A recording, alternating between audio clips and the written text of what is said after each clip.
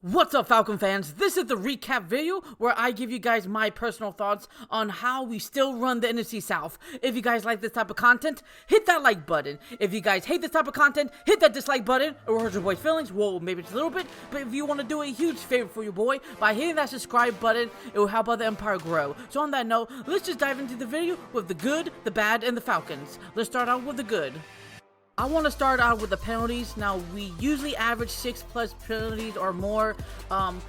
I prefer not to get 5 penalties, but compared to the Carolina Panthers where they got 10, I'll take it any time of the day. Now, win over the turnover battles is usually a good thing. Doesn't guarantee you a win, but look, Carolina turned the ball over twice, and we turned over the ball once, even though I think that's kind of ridiculous, but that's besides the point. You know, I thought we did a really good job in converting in the first down department. We had 25 in total compared to 21 with the Carolina Panthers. Now, I've seen a lot of folks online kind of disappointed and that Kirk Cousins didn't throw for 500 passing yards. Look, I think it was stated from the very beginning that the Atlanta Falcons want to have a good balance on offense when it comes to the passing game and in the run game as well. So obviously, Kirk Cousins said it best after the game was over. He interviewed with that lady where he was discussing with her that how should the team keep dealing with the Carolina Panthers? Should they still continue with the run game or allow Kirk Cousins to cook? But you know, the cool thing about Kirk Cousins is he's not a selfish player.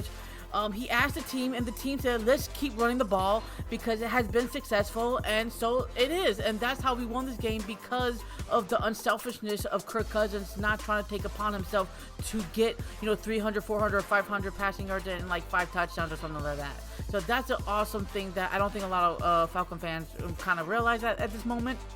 Huge shout out to the offensive line and of course Tyler Algier and Bijan Robinson for getting almost 200 total rushing yards. It was like 198 on 38 total carries with 3 rushing touchdowns. This is what I thought the Atlanta Falcons could do with Raheem Morris as the head coach early on in week 1 and throughout, but unfortunately the run game has not been successful until now. I think one other game I think it was against the Eagles or another game. I can't quite exactly remember when we got like over 150 plus rushing yards, but besides the point, all Falcon fans have been asking for since week 1.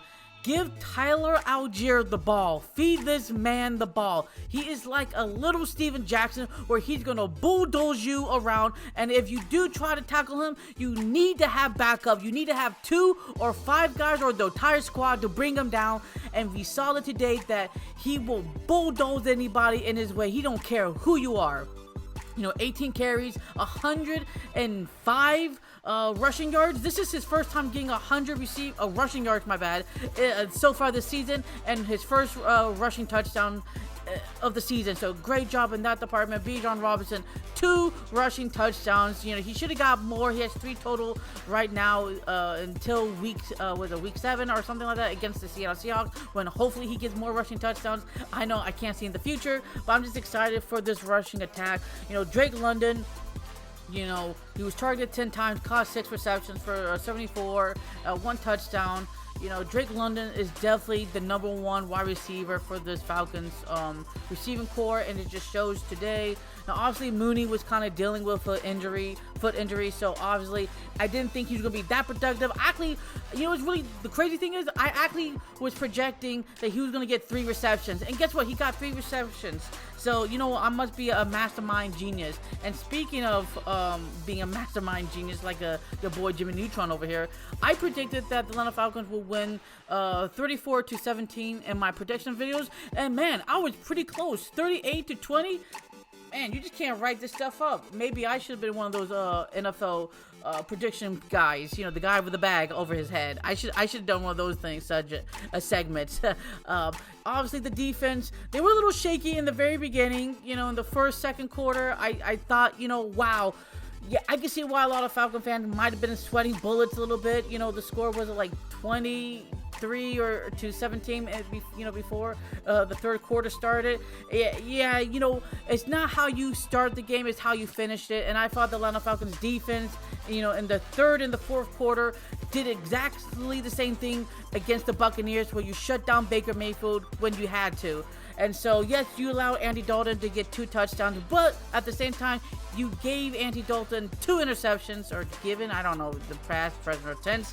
My bad, folks. I'm just rambling in my mind. Jesse Bates should have got that pick. But, that flag, on Judon, but, Philip Clark the third, and then, of course, A.J. Terrell. Both of those guys got the interception. So I'm happy about that. Now, obviously, what really happened was the third quarter. They decided to run the ball down the Carolina Panthers' throats, no matter what the situation was, and they didn't press off. So that's what I really was hoping for to see the Atlanta Falcons in all these 4 phases is, if it doesn't go your way, will you change how you attack or how you defend? And the work ethic, it just really shows the confidence level on everybody. Special teams, Younghoe Koo, this guy really should be talked a lot about more in the NFL. 3 for 3, 100%. The longest with 35. Doesn't seem that much, but remember, you can easily miss a kick that pretty close. So 12 points that he gave the Atlanta Falcons. So I can't be upset with that. I feel like there's more to talk about, but I don't want to ramble too much. So let's just talk about the bad. I knew the Carolina Panthers would get over 100 rushing yards. Look, they've been averaging over 120 plus rushing yards per game so far this year, besides one game I talked about in my preview video. So I didn't like that we gave up, 114 total rushing yards, but we didn't give up any rushing touchdown, so that's a good thing. We shut down Andy Dalton, and he can definitely run if you give him opportunities. He only had 3 carries for 21. Yes, 18 was the longest. I understand that. But, Chuba Hubbard, he's a really good young running back. His 4th year so far of the season. 18 carries for 92. I prefer to shut him down completely, but look, what are you going to do? He's going to average 5.1 per carry, so that's kind of hard. I thought we did a really good job in containing the wide receiving core as much as possible, making sure they didn't get too much of the big plays, besides, that one that, Dante Johnson got with, the touchdown. It really disappointed me because I thought, Xavier Legette. Hey, look, that young rookie, damn, he's tall. You can't do nothing about it against Philip Clark, the third. It was just impossible for him to do anything. He's just a monster. But there's one thing that I don't want to sound like a broken horse, and I think I'm constantly going to say it until the Atlanta Falcons will address this, and they haven't been addressing this since 2015.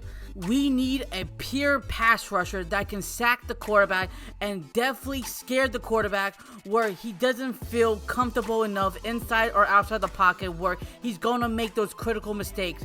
Because, look, Andy Dalton, he's like 33 at this point, so obviously he's old where he's just not going to be that much mobile, and it'd just be easy for him to contain. But if we're going to deal with these young bucks, these Thundercats of quarterbacks coming out of the league, the Atlanta Falcons have to bring down the house. Now, look, I like that we pressured the quarterback, and I like that we hit the quarterback, and we should have got I counted at least 2 to 5 sacks in this game, but unfortunately, we don't have that number 1 true pass rusher that can put the fear, like Scarecrow does, in Batman. If you guys know that type of situation. But as long as the Falcons don't have that scary guy, in the defensive front or whatever they want to put him in, it's going to be hard for the Atlanta Falcons to get, the offense to the side, 3 and outs, constantly and consistently, where you're going to help Kirk Cousins scoring more points in the future. That's all I have to say. But hopefully, I know that Raheem Morris is trying his best to get, guys situated, but it just seems like right now there's not that true number 1 fear factor guy. And until we fix that problem, it's going to be hard for us moving forward. I guarantee you, even if we reach the playoff, and I think we can reach the playoff, I just have a feeling that, just not having that, Myles Garrett type of mentality or TJ Watt type of mentality, we can only go so far. And I want to reach to the promised land. I want to reach the Super Bowl because I know we can. It's just that this defense needs to be more active in getting the quarterbacks on the ground. That's all I have to say. So now let's talk about the Falcons. I'm thankful that the Atlanta Falcons finally snapped that 2-game losing streak against the Carolina Panthers at their house. That's over with. I'm also thankful that we finally have a 3-game winning streak since 2019, where we beat the Carolina Panthers, then we beat the 49ers, the Jaguars, and the Tampa Bay Buccaneers to finish out the season 7-9.